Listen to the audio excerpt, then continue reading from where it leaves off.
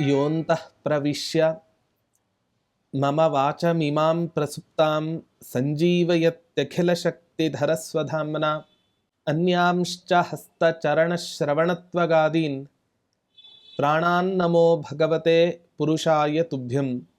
ಪೂಜ್ಯಾಯ ರಾಘವೇಂದ್ರಾಯ ಸತ್ಯಧರ್ಮರತಾಯ ಚ ಭಜತಾಂ ಕಲ್ಪವೃಕ್ಷಾಯ ನಮತಾಂ ಕಾಮಧೇನವೇ. ದುರ್ವಾದಿಧ್ವಾಂತರವಯೇ ವೈಷ್ಣವೇಂದೀವರೇಂದವೇ ಶ್ರೀರಾಘವೇಂದ್ರ ಗುರವೇ ನಮೋ ಅತ್ಯಂತದಯಾಲವೇ. ತಪಸ್ವಾಧ್ಯಾಯ ಶುಶ್ರೂಷಾ ಕೃಷ್ಣ ಪೂಜಾರತಂ ಮುನಿಂ ವಿಶ್ವೇಶಮಿಷ್ಟದಂ ವಂದೇ ಪರಿವ್ರಾಟ್ ಚಕ್ರವರ್ತಿನಂ. ಶ್ರೀ ಗುರುಭ್ಯೋ ನಮಃ. ಹರಿ ಓಂ. ರಾಯರ ಸಹಸ್ರ ನಾಮಾವಲಿ ಚಿಂತನೆಯಲ್ಲಿ ಇವತ್ತಿನ ದಿನ ರಾಘವೇಂದ್ರ ತೀರ್ಥರ ಅಸಾಧಾರಣವಾದ ಒಂದು ಶಕ್ತಿಯನ್ನು ಕೃಷ್ಣಾವಧೂತರು ಹೇಳ್ತಾ ಇದ್ದಾರೆ. ಓಂ ಬಂಧು ವಿದ್ವೇಷವಾರಣಾಯ ನಮಃ.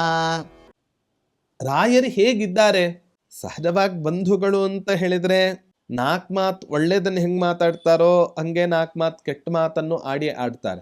ಒಳ್ಳೆ ಮಾತನ್ನು ಆಡಿದಾಗ ಯಾವ ರೀತಿಯಾಗಿ ಸಂತೋಷ ಪಡ್ತೇವೋ ಹಾಗೆ ಕೆಟ್ಟ ಮಾತನ್ನು ಆಡಿದಾಗಲೂ ಕೂಡ ಸಹಜವಾಗಿ ಒಂದು ದುಃಖವನ್ನು ನಾವು ಅನುಭವಿಸ್ತೇವೆ. ಅದರಲ್ಲಿ ಎರಡು ಮಾತಿಲ್ಲ. ಆದರೆ ಆ ಬಂಧುಗಳಲ್ಲಿ ಇರತಕ್ಕಂತಹ ಬಾಂಧವ್ಯ ಮರೆ ಮಾಚಿ ಬರೀ ದ್ವೇಷವೇ ತುಂಬಿಕೊಂಡು ಇತ್ತು ಅಂತ ಹೇಳಿದ್ರೆ ಹೇಗೆ ತಾನೇ ಆ ಸಂಬಂಧ ಚೆನ್ನಾಗಿ ಇರ್ಲಿಕ್ಕೆ ಸಾಧ್ಯ? ಹಾಗಾಗಿ ಬಾಂಧವಾಕುಲಮಿಚ್ಛಂತಿ, ಇವತ್ತಿನ ದಿನ ಒಳ್ಳೆ ಕುಲ ಅಂತದ್ದು ಹೇಗೆ ತಾನೇ ನಮಗೆ ನೆನಪಾಗಬೇಕು? ಉತ್ತಮರಾದ ಬಂಧುಗಳಿದ್ರೆ ತಾನೆ. ಹಾಗಾಗಿ ಅಂತಹ ಉತ್ತಮರಾದ ಬಂಧುಗಳನ್ನು ನನಗೆ ಕೊಡೋದಷ್ಟೇ ಅಲ್ಲದೇನೆ ಆ ಬಂಧುಗಳ ಮೇಲೆ ನನಗೆ ಯಾವ ಸಿಟ್ಟೂ ಇಲ್ಲದೆ, ಅವರಿಗೂ ನಮ್ಮ ಮೇಲೆ ಯಾವುದೇ ಸಿಟ್ಟು ಇಲ್ಲದೆ ಇರತಕ್ಕಂತಹ ಒಂದು ವ್ಯವಸ್ಥೆಯನ್ನು ಮಾಡಿಕೊಡ್ತಕ್ಕಂತಹ ಒಂದು ವಿಶಿಷ್ಟವಾದ ಸಾಮರ್ಥ್ಯ ಇವತ್ತಿನ ದಿನ ಅದು ರಾಘವೇಂದ್ರ ತೀರ್ಥರಲ್ಲಿ ಇದೆ. ಹಾಗಾಗಿ ನಾವಿವತ್ತಿನ ದಿನ ಗಲಾಟೆ ಮಾಡೋದನ್ನು ಮಾಡ್ಕೋತೇವೆ. ಸಜ್ಜನರ ಮಧ್ಯದಲ್ಲೇ ಗಲಾಟೆ ಮಾಡಿಕೊಂಡ್ರು ಒಳ್ಳೇದು ಅಂತ ಅನಿಸುತ್ತೆ.